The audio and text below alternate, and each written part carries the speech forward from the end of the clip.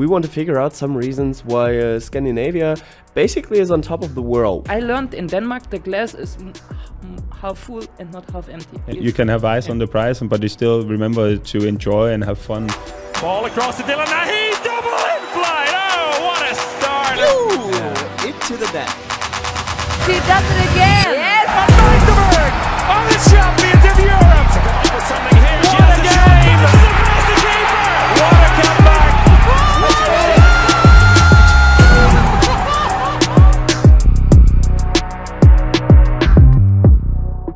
And it is time to talk handball again. We are back to feed you with some more podcast content. It is the three of us once again. I, Bengt Kunkel, invited my two best friends once more to do a podcast with me. And at first, the Queen, Miss Majestic, 243 games for Germany. Only 3 people have ever played more games in that ranking. Champions League winner, or to keep it short, Anja Althaus. How are you? I'm perfect. When I'm with you guys, I'm perfect. That is great. That is great. And then on the other hand, of course, what's there more to say? I don't know anyone who brags that humble about his 247 medals that he actually won on the beach. He's the Scandinavian Superman. He is the man who denies the existence of sunscreen, ladies and gentlemen. Martin Vilstrup. Oh, Bengt, you had a short period where your introductions you started off very, very well, but now you're back on track. I have to say you did very well there. I'm excited to see what Victor says about you being with the two best friends. That's also one for Victor. Let's hope he's let's just remember focus on the positive things. Sorry. Let's just remember that Victor and me share the same birthday, and he forgot it. We spent the whole Euro together, like from the 10th of January until probably the 31st. Did he say happy birthday to you? Well, it was like 2 weeks after the Euro. I congratulated him, and he was, Bengt, thanks, my friend. Yeah, and he said, hello, it's also my birthday. Yeah. But it's typical Victor, typical But I Victor. actually just confronted him in the next podcast because, So you used it. Yeah, I'm used to it. But No, Victor is like that. You used it against him. Yeah. How can you not? Yeah. Victor is like that, you know. He looks very sweet and humble, but once once the cameras turn off, no. He's a great guy. But it is not too random that I mentioned Scandinavia in my opening of the podcast, because that is what today's topic is a little bit about. We want to figure out some reasons why Scandinavia basically is on top of the world when it comes down to handball. And I mean, Martin, your relation to Scandinavia as a Dane is quite clear. On the other hand, for those who haven't been following all of your career, maybe we get your Scandinavian handball backgrounds straight first. Well, when I turned 25, I went to Denmark. I played in Viborg, so I had the great honor to experience the great time in Denmark. in Viborg. In Viborg. No, really, it was in Viborg. Yeah, but it's an amazing club with a lot of history, and especially in this time when I was playing, this was the time where really all superstars was playing in Denmark. True. Agree? Grit Jurek also, remember one of the other German superstars. I was playing like with Bojana Popovic, with the little sisters, Grit Jurek. There are so many names, and it was really like a big step. This was my step to step in this high professional world. I would say, like, I come from Germany, and in this time, we was playing. I was national team player. I was playing in the Bundesliga, everything, but really to learn the professional way, it was when I stepped to Denmark, like the way how they live it, and the way what happening there, what happening now in Hungary was actually like the hype about there. It was just incredible. So this was my way inside in the Scandinavian handball. Yeah, fair enough. And I mean, the way that you have been taught the professional handball is probably due to the coaches over there as well. And I mean, we are recording from Budapest right here, right now, from the EHF Final Four. And 3 out of the 4 coaches are actually Scandinavian, even though there is just one Scandinavian team in the EHF Final Four here. Is there a certain way of Scandinavian coaching? Is there a certain way of coaching? In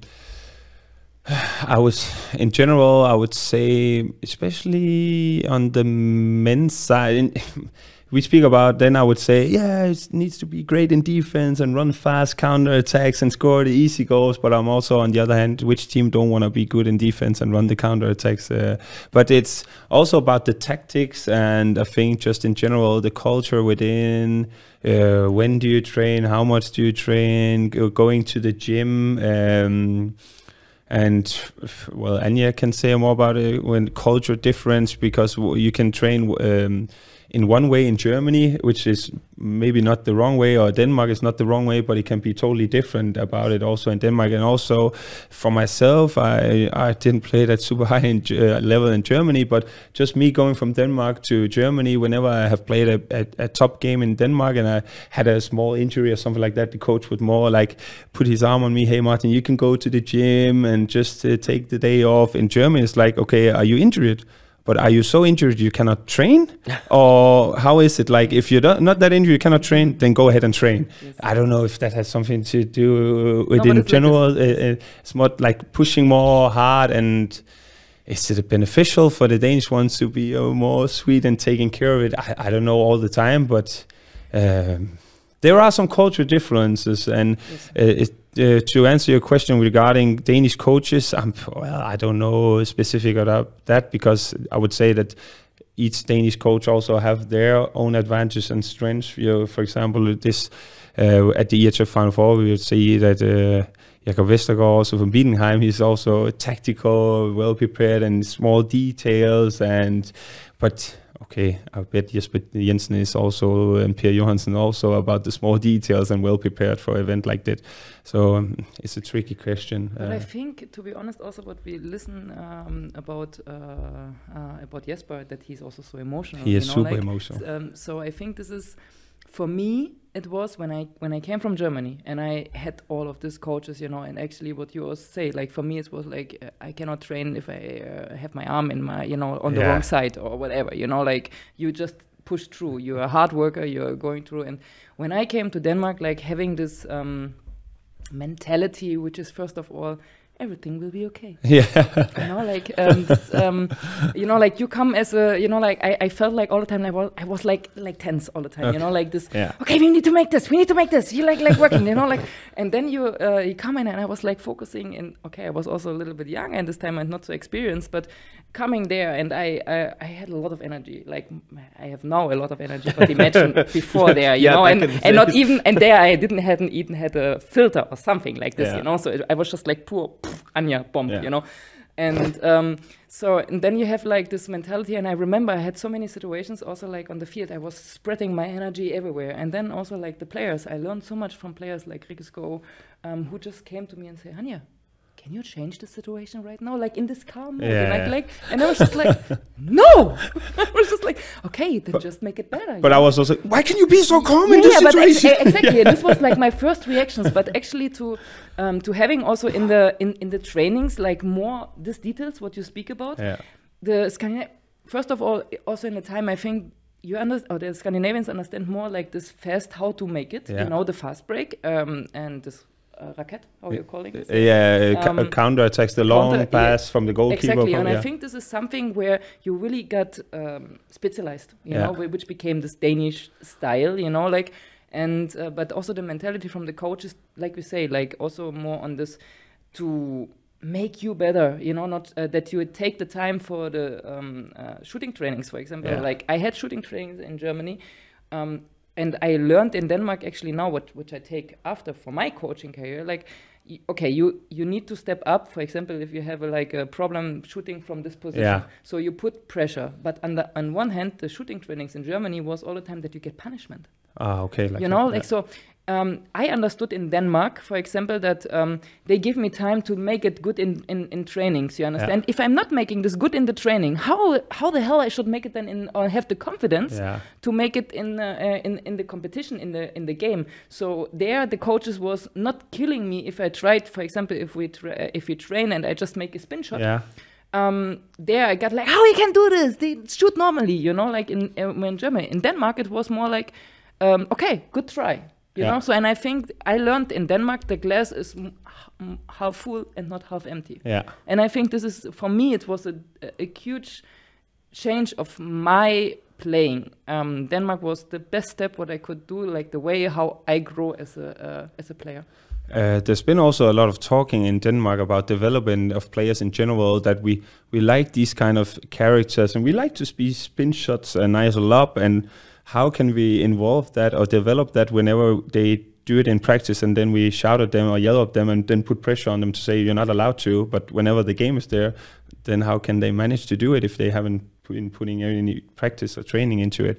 But yeah, it's also an interesting talk, because as I said, a lot of teams will love to be good in defense and then run there, but how do we do so? It's not just telling everybody, hey, be good in defense and then run. No. You know, it's also a timing about when should the wing runs, when should the line player runs, who's collecting the balls from the goalkeeper whenever she had a block or they miss. And also the goalkeeper, you know, we have a lot of training. I remember when I was younger, that for the goalkeeper too, whenever there's been a shot, get the ball super fast. I don't care if it's behind the goal. Manage the fastest way to get there. Is it to pull up in the net? Yeah, everything. You see it with Emil Nielsen, Niklas Landin, also in the national team, also probably Sandra Toft and all. They get trained, so you have sessions where you put the ball somewhere. They need to run over there and quick pass to the middle. And that's also, it's very small steps from the goalkeeper to the pass. And what do you do then when we get the ball? I think the details, the focus on details are, you know, in every system what you're talking, you know, we have the Spanish system, what in the men's is talking a lot of, you know, like, then you have the Scandinavian system. Once, like, when I went after and I started to make my trainer license, so I was like thinking, okay, like this license what I make, okay, I know a lot of handball, but actually I need somebody like a lecturer who's teaching me, like, to take the best out of every what every I you know, like from the Scandinavian, from the German, from the Spanish, because I played everything, you know. So, and to actually say what the systems are in the end, you cannot say it with a word, but you can see the different details where they are paying attention to, where the Spanish paying attention to, and where the Scandinavian paying attention to, you know. And also in Scandinavia, what I learned, for example, is to really use the whole team, you know, like, but you have the players, but also the team around, you know, like also for me, what was impressive, assistant coach in Germany was like, or in the most, have not that much to do. Okay. You know, so, but in Scandinavia, I would say so. There was like, okay, one is responsible for this and this, and then I'm coming also to this point, like, this ego, like in this case, they are understanding, like, not they have to be, it's me who's saying this thing, so we work together. And this was something which was incredible for me to see. Like Jakob, I win with Jakob, he was my coach in Viborg, so we win together the Champions League. And to see him working with, in this time, Mette Glitt, like, it was for me, this was the first time I saw a duo working so incredible with this bunch of amazing star players. Really. And this together, it was special. And I think this was also ready, that the Scandinavians are ready to work this way. Yeah. And also you can speak about coaching styles, but because in Denmark or Scandinavia, we also have maybe taller players than, for example, in Spain and other countries. So you also have to adjust the playing style. You cannot just say we want to. Look at me, I'm Martin Vilstrup. I'm 195. I'm just saying, if they want to play in a specific way, then it doesn't make any sense if they don't have the players to do so. So they also have to have in mind in order for them to be successful for whatever they play. And the Spanish players more often probably go in the small gaps within defense, go woman versus woman, man versus man. You know, try to win the small spaces and then generate more space for the next one. Oh, look over there. Victor Thomas is just 1.40 meters. He can take the small margin. The best right wing, the underused right wing, right? Right back. Right back. Not he right was wing. used quite often as a right wing. Quite often on the right wing, that's true. But actually talking about certain players and certain playing styles, if we're looking at the top teams in the world right now, I mean, just remember back in the day when we had the media call in Budapest. Do you remember that day? That was an awesome day. I liked how we went out that evening. But yeah. All the teams that came along, all of them had Scandinavian players in them. There was not a single team that came without a Dane, without a Norwegian, or something in that direction. Are Scandinavian players like super adaptable to different playing styles as well? I don't know if they're more than other countries, but as you just said it, well, in the teams they're playing in, there's basically Scandinavian, so the playing style, also the coaches are pretty often also Scandinavian playing style. So they are also adjusting it to the players that are in the club, but I don't know if they're more adaptable than Spanish, French, and all the other. But I think like the basic of learning, for example, like the education of the players, like that they are complete players. Yeah. I think the system in Denmark is great, you True. know, so which is bringing you like that you're easily, you know, like if you take a player from Denmark, you know what you get. Yeah. You understand what I Yeah, mean? yeah. So, and also like if you're seeing like Denmark, now we're speaking from Scandinavia, that not everything was great in the last years in women handball in Denmark. They also had problems. Yeah, they had. struggled Yeah, they a lot, struggle. you know. And then also, for me, looking this from outside and seeing like I was missing Scandinavia a lot, and you didn't have these players, but now also a lot of talents just get supported. Had a really great education also from having good games in Denmark, and then the national team also step up again so that these players came also on the stage. And of course they're I think Danish players, they're high professional, they're really into, and I think in this case that it's easy to have them. Yeah. Well, they're in some way also stubborn. I think whenever they had the eyes on the prize, then they're working really hard for it. And but yeah, they in Denmark you get well educated. I don't know whenever you start playing handball in other countries, but I remember myself. I started at 4 years old, and I don't think it's unusual to start at 4 or 5 years old playing handball in Denmark. 5. You were 5? Yes. Yeah, exactly. So okay, it's not that super different. And then whenever you turn these, also in Germany, I just want to say. Yeah, but whenever you turn 13, 14, you know, going to the gym and introduce them to what is it, you know, going to a gym is not just all about bench pressure. Anja didn't go to the gym, she got tattooed. She did both, but yeah, I was... No, but this is a point where, for example, I learned a lot in Denmark about gym, like, and also food. Like you have automatically from your mentality, the way how you eat, for example, you eat much more healthy than a German. Okay. You know, like really, like when I saw like this also in the Bundesliga in this time was not that high professional. When I came to, you know, like after the matches, because the club didn't have now this budget or whatever, so you go to, I don't know, are you allowed to say this? Yes, sure you are. Fast food chains. Fast food, you know, like you go somewhere and this is totally not professional, you know, like, so the biggest shock when I also came, it's like the way how everybody was eating and also going to gym. And I remember that there came this CrossFit, you know, I mean, now we are talking, now I don't want to say, but it's a while ago, you know, like, and this was long time before it's entered in Germany, or even that coaches understand how to train the youth players, you know, like you are much better. I needed to learn like how to make right squats, you know, like because I never learned it. But I think like in Denmark and in Norway, the babies got born with the long handle and making squats, you know, like it's really like if you're seeing them, everybody they're super amazing with the technique, because you're learning them small. You understand? You have a more a better education about this, and automatically you are more fit. And also, like when we speak from the players, when I play with Anna Mette Hansen, for example, she went all the time. I mean, I started to respect and love the gym, but to seeing them how much they are having this and how much they are enjoying this instead, it was incredible to see. And all the time new inventing new stuff, new methods, and I think this is where the Scandinavians have the specific key. Yeah. Well, in general, I would like to think that the Scandinavian, and we are not only speaking about Danish, there's also Norwegian and Swedish players, and also, but well educated in terms of gym. You know, what does it take for you if you want to be a pro? Let's say you're only 14 years old, but you have in mind to, okay, you stay in school, do your school, but also after that, how do you eat after school, before training, to go to the gym, also learning. And I think there's also in many clubs, it's not just because you're a senior player, you're not afraid to help the younger ones, and also the younger ones get a perspective into what does it take to be a pro, and just it's a lot of sacrificing. It's not just It is a lovely living, Anja can say, to be a handball player, but it also takes a lot of sacrifices in terms early age, birthdays, family get together, whatever. If you have a tournament between New Year's and Christmas Eve, you will go. You put everything on the side for handball, and that's in Denmark. Yeah, to also go back to it, we are the founder of the sport, and we have great traditions. You have the Viborg team, you have the Slagelse Dream team, and now we have a Team Esbjerg team. So you also have some traditions within the clubs on the women's side that I would say many of the not most well-known faces in Denmark, but let's say on the men's side you have Mikkel Hansen.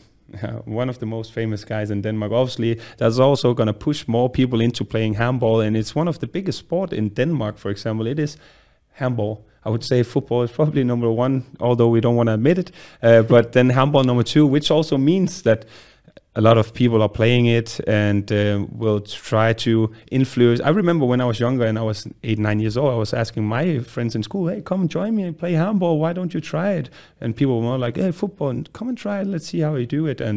But it's also important to have traditions and also familiar faces and big characters within the sport that the younger generation can look up to, because most often here, I want to be like Henny Reistad, I want to be like Noah Mørk, or whatever person it could be. That means a lot, and I think we have had that for many, many years, and not only, especially in Denmark, for sure. With Anja Andersen also a character. I just wanted to say, but you had also a big thing. It's like that you had the media who always was there, like the supportive and bringing these characters up. I mean, also from the history, you had like amazing names, and Anja Andersen was like somebody you will always know her.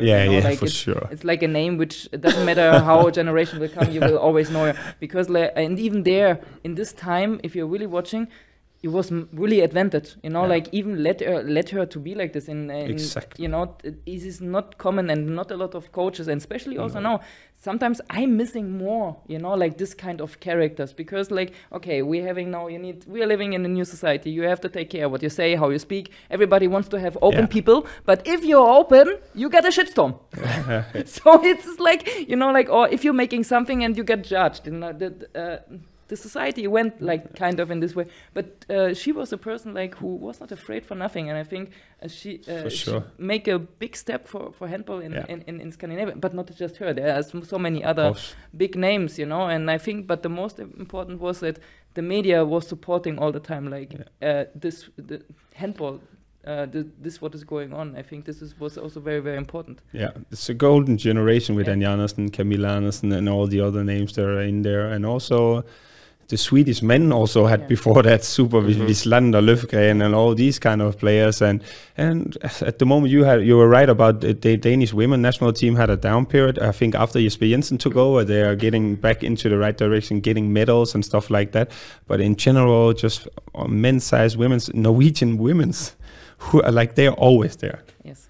Yeah. Them not being on the top is are you crazy? Incredible. The league is not like this hype, and this is what is always interesting. I remember that once, for many years ago, we had a meeting in the COVID time, I think it was, with the German player, the coaches and everybody, and I was invited. I was just okay, let's see what I can bring to the table there on this meeting, and in the end, this was the question how we can bring women handball in Germany more higher. And actually, I remember in one moment I asked them the question, so you need to decide what you want. Either you want to have a good national team or you want to have a good league. Both in the same time. It's not possible. Besides, there comes some rich guy who wants to put a lot of money inside.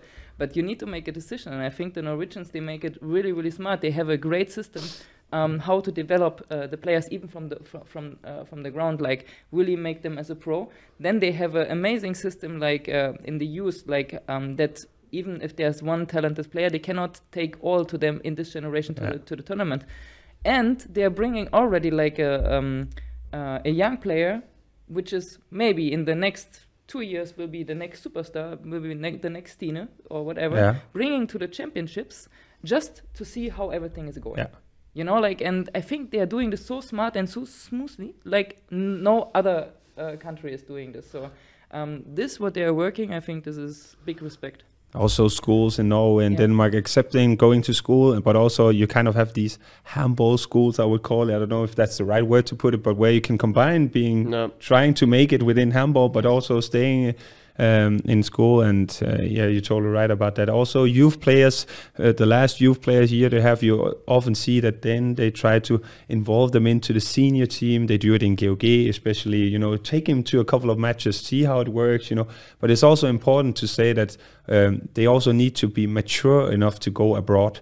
Because if let's say in Aalborg, I think the first time they had a non-Scandinavian is Alex Vlar. But if you look in Magdeburg, which kind of players do play in Magdeburg? There are a couple of Germans, but otherwise you have Felix Klar, Omar Ingi, Smarterson, Gisli, and Oscar Bergendal, and all these kind of players. Also Scandinavian. So you can have a strong league, which the men's has in Bundesliga in Germany, but all of them are playing from French players, Portuguese, Danish, Swedish, Norwegian. So it's... Yeah, but that's what I'm saying. It's very difficult to say. Also, like if you watch for the German national team now, I mean, they play a great Euro. They play it at home. But if you're watching like the players like who are playing there in the big clubs, they are not like the first choice. They have a lot of big names in front of them.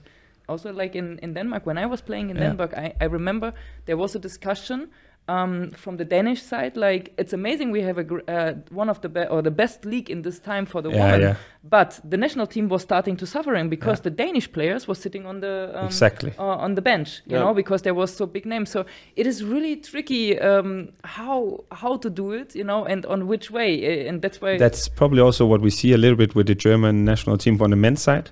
Alina you also spoke with her about it, but why is the German women's team being more successful? It's because some of the players actually going abroad, maybe not only playing in Germany. She's in Metz, Bölges in FTC, and we have a couple also playing in Bickenheim, but you need players to go abroad, although we want a strong league. But for example, Berg, you know that she was in Denmark. Yeah, Viborg.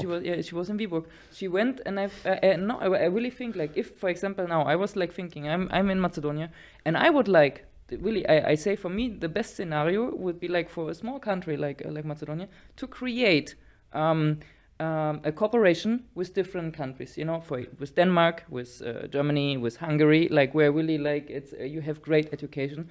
To send the players there to get more basic, you know, like because obviously something it's better there, you know, like from just holding the ball, you know, like then you have this. Let's talk about this. How you glue harpics? How you call this? You know, like in English, so glue and in the most halls in Germany, for example, is not allowed.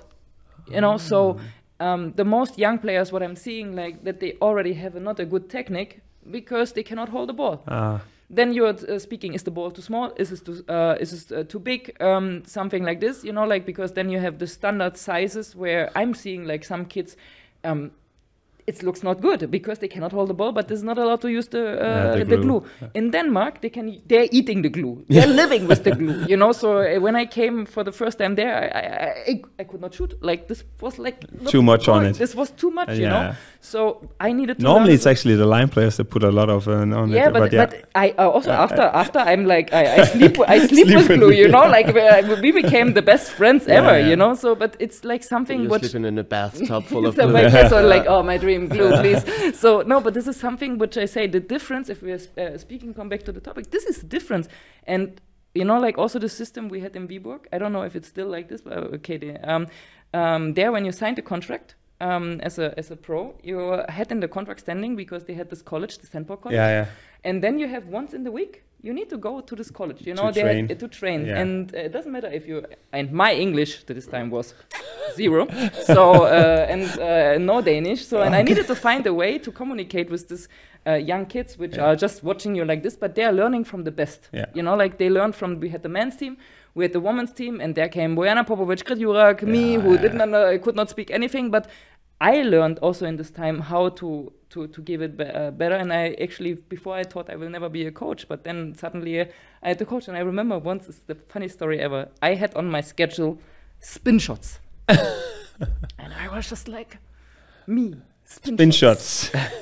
The person who never makes spin shots, you know, like, and I started actually to make spin shots in Denmark in the training because I got allowed to do this, you know, like, and before nobody teached me like this and nobody gave me the allowance to do these things.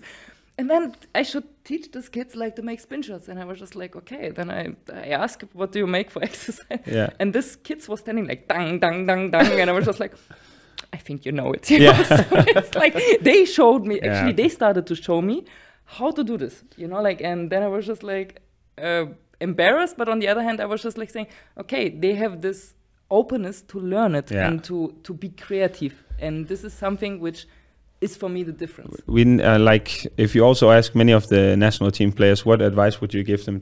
And they would, many of them would say, just to have fun also. So you can have eyes on the prize, but you still remember to enjoy and have fun while you're doing it. And that's what Giesel told us in the podcast when he was with us as well. So, he was like, yeah, well, I'm just a guy who loves playing handball. Exactly. So it's all about this the is fun. something really different, like I have so many talks, especially about the German, what is, because also like when we had now Budapest, that Bietigheim make it, like in the last years, it was all the time like in this moment when it came to the special moment, they crash. Yeah. Also the German national team, like it doesn't matter when it came to the special moment, it's something mentality thing. And I had so many interviews about this, and so many times like we're asking, and I say, I think it's something mental, because the Germans are hard workers. But we forgot to enjoy sometimes, in the moment when it's most difficult, where you're just like trying to go with the head to the wall. It's not working in this case. And if you are not enjoying this in this moment and have some kind of, not relax is the wrong word, but trust and also like easiness and like to enjoy this at this moment, this brings you sometimes more energy than to just go like with the head all the time. Exactly. And I think this is something what I learned, like I was like in Scandinavia, which gave me so much. I'm so grateful for this, and I'm really missing Denmark. Even it was one of the hardest time in the first year there, so because everything was Chinese for me. I didn't speak English, then everybody just speak eating healthy. Yes, eating healthy, but it was like difficult. Also, I came in the time, I love to go out, like, and I don't make a secret out of this, but my life was like this, and then suddenly everybody goes in bed in 10, like, and then I have the Germans, like I was lucky, I have two Germans, der Gritten Jurak and Nora Reiche, but they was also like, we were so different people, like persons. They was there with this man, and I was this crazy one, this crazy unicorn was jumping to the round and just wanted to go out. No chance. Viborg was too small, like, and then I needed really to learn how everything goes, and I started to love it, so, and actually when I came back to Germany, I was in shock. I was like, this is like too fast, everything. I remember that when I came back to Germany, to Thüringen, to Erfurt, I was standing in the center I was like, okay, everybody's crazy, like Germans, when you ask them how was the day, oh, super busy, yeah, I have meetings, and in Denmark everything was easy going, we managed this, so, and then I come to Balkan.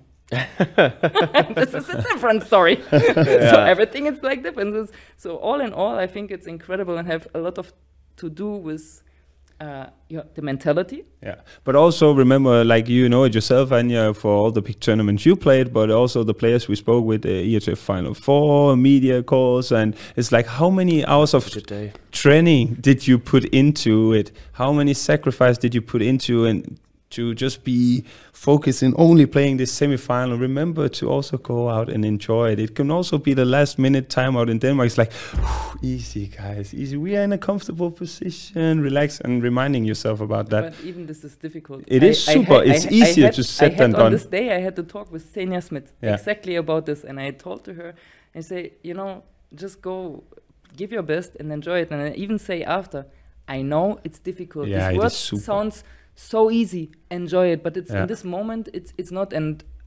unfortunately for me, I learned it too late to how to enjoy it. Like you need also to learn how to enjoy it. Exactly. So I don't remember a lot of things. Like I had with Bengt actually the thing about like I don't remember so many things. I remember some emotional moments, but I was all the time like this in the tunnel and something. And afterwards I really would like some situations probably more enjoyed, but it was difficult for me to learn it. I learned it too late. You focused, easier said than done. Yeah. But also in terms of what you said before, and I think I remember when I went to GOG, it's like for me it was when I went to the arena to train, it was like, okay, after school, after I've been with friends or something like that, then you go. For them, it's like when you grow up in a smaller country, like the first thing you do, go into the arena. are you training? No, but I'm here. Maybe there's 10 minutes where they don't train, so I actually have the chance to enter the courts. It's like in some countries, not country, cities, it's like that.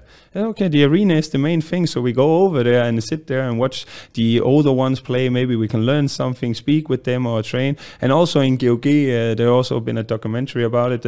It's like they're super serious when they train, and they train super hard.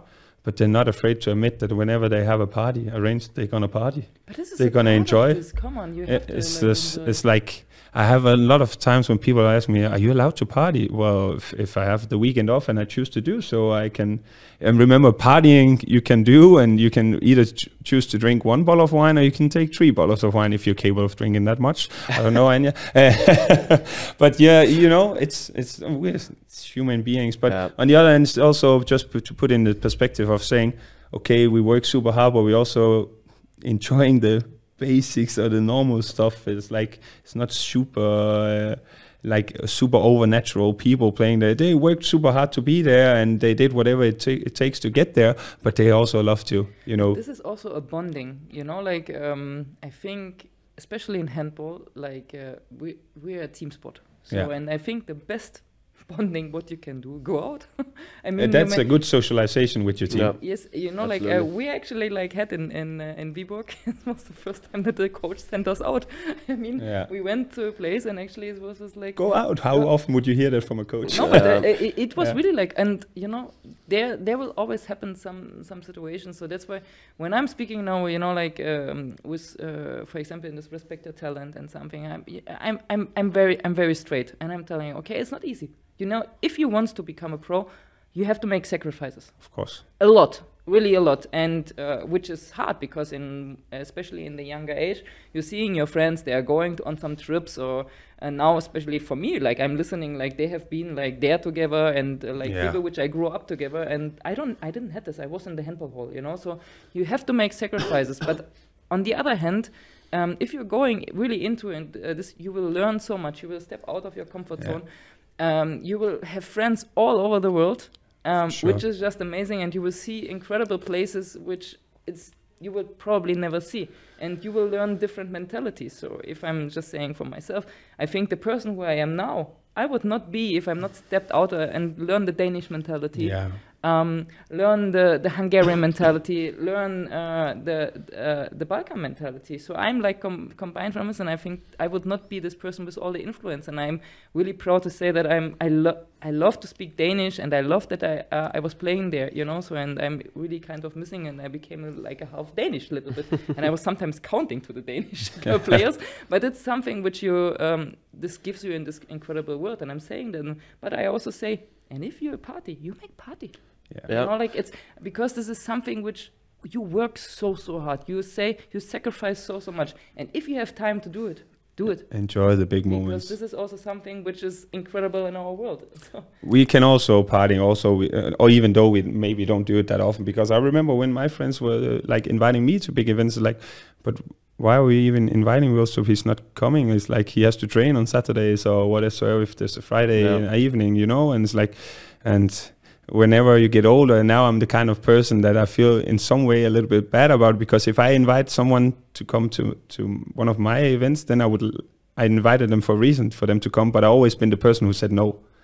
Also with the families, whenever my parents were asked, where is Martin? He's playing handball. Yeah, usual business. But we can of course still enjoy whenever we have the time. It's just also about the timing. It's not like we're gonna do the day before a game or 1 week. Like if the time is for it, then we do it. I think this is also what a lot of people which don't live this world are maybe understanding wrong, you know. So but it's really incredible. Just like one story about Viborg. When I came, like I say, I like to party, and there was only one club. The name was Crazy Daisy. Yeah, I remember. So it was like on Treforce, and for me it was, you know, more the socializing what I was missing, you know, like because you're training, and this was really different trainings, like much more serious and longer, and it was really also hard for me mentally. And for me, it was easier than in some moment just to release this. If I just can go out, I didn't want to drink, you know. I just wanted to to have good music and just socialize. to socialize. And because like it was really hard. The first year I cried a lot, and I was sitting in my cute apartment and I did not know what to do. I started to speak with myself, you know, because the life was different, like how to enter the Scandinavian life, you know, like. And I started to go out, and I put a wig on myself. So, and I hide, you know, I go like the superstar to try that they didn't recognize me, you know. And I just stay in this in this club to just see. And after a while, when I sneak in, like the people was saying, like, Anja, okay, we know it's you. You don't need to hide, you know. But they saw that, and also like from the club, they was in the beginning, they was calling me like because they did not understand what I'm doing there, you know, because for them it was not that usually that a player, you know, because you're so high professional and all the players they didn't go out, and for me, and I explained them, I'm not drinking. For me it's I want to see people, you know, so. But that's also what we speak about whenever you're going abroad, that okay, maybe you have some fellow national men or women there, but also, you know, feeling good outside the court will also make you perform better. And it's not easy just to go from Germany to Denmark. I know the neighbors, but it also depending on where you live in Germany, because it's not like whenever you're living in, let's say in Germany and playing there, you can call your friends, you can always maybe go visit them in car. But when you're living in a different country, and also have in mind most often with sports and holidays, you only have holidays whenever somebody tells you that you have a holiday. It's not like something I can raise my hand and say, you know what, I'm not coming on Friday because something, or Saturday this weekend. It's whenever somebody tells you that you have holiday now, then you have the holiday, otherwise not. So, of course, go out and enjoy the moments. But it's always super important to feel good outside the court, and it's not easy. And there are different cultures also, even though that Denmark and Germany probably in general are not that far away, but in terms of sport and some other things and the language barrier. And there are a lot of hours when you're not training and you have to feel good and not just sitting in an apartment and look into the white walls. But that's what I'm saying, like now coming back to the topic, it's like Scandinavia gave me in so many ways, like opened my eyes in a different world, you know, like which makes me a better player on the court, but also like outside to enjoy more. It like sounds totally stupid, but the nature, it's like, you know, like also about the weather, you know, to not complain about this or something, like because it's raining all the time. So and the funny sentence what I get for this was like, well, there's not existing a bad weather, only the wrong clothes. And when you get this on your head, you don't know what to say anymore, you know. So, and I think even there, Scandinavia was, for me personally, it was the best thing what could happen, like to get this mentality. So basically, to put the recipe of Scandinavian success into a nutshell, we have a professional lifestyle, we have an appreciation culture of doing mistakes, of trying something new, and to have fun on the way. And well educated in general in this perspective of handball. So I think that's the key words. Cheers. You're also super lucky sometimes that you end up having a coach that maybe help you in some way or another, and we all have that one coach we remember throughout your career or something. For me, it's always like that. I remember one in GOG, you know, he's not even the coach, he's probably just the guy everybody speaks about because he's in the staff, and there's even a statue of him in front of the arena. He said every day. I would say that's a good cliffhanger for another episode. I just remember the sentence he told me every day. Like he said, before I go to bed, I make a prayer that one day you get yourself together and take it seriously. it's like that. Okay, and it will always stick to my head. It will always stick to my head. This sentence, like, do you even work hard enough, Martin? You know, because whenever you're in the gym and you do 8 repetition of something. Is the other guy doing 10 or what? You know, I always have it in mind. So coaches and whoever leaves just small things and whatever they say is also great. Small marks, but keywords that you said. Cool. Then I would say thank you for the analysis of Scandinavian handball culture. It was super interesting, and that's where I would say let's keep the rest for another episode. Who that guy is for Martin Vilstrup. But for now, let's hear each other again the next time when it's time to talk handball again. Ball across the Dylan. He double in flight. Oh, what a start! Into the net. She does it again. Yes. Van Dijvenberg are the champions.